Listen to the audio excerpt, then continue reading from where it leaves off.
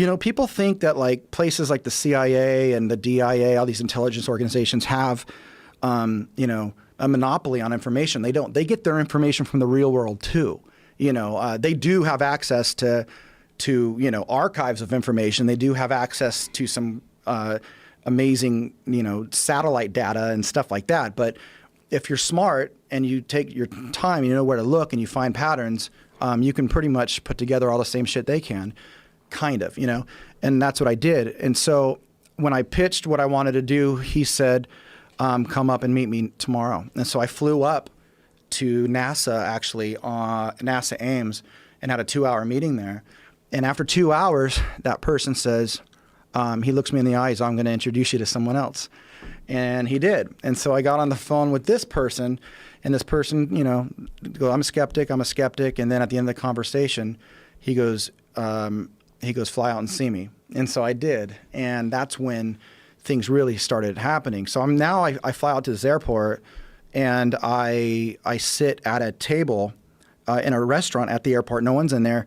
And this gentleman sits down, and the waiter comes up. He waves off the waiter, and he looks me in the eye and says, it was the Cold War, and we found a life form. And that's when I started shitting my pants, because I know a lot about this stuff, but you always wait to talk to somebody that is one of the inside people. You always want to have... So he sits down at a restaurant with you at the airport and tells you that they found a life form. Yes.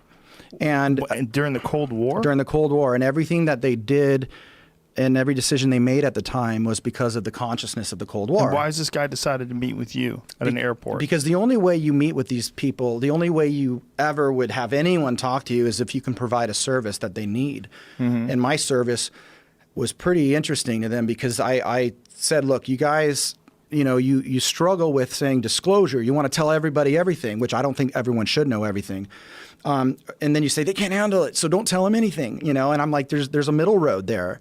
And here's the way I would do the middle road.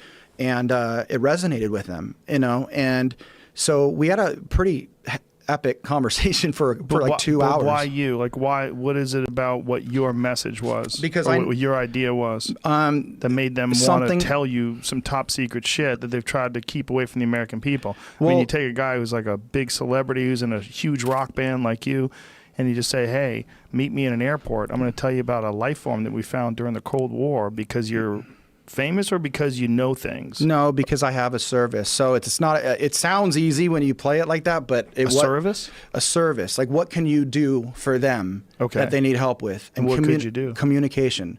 They don't have a way to make a movie, a book. They don't know how. Don't have a way to make documentaries.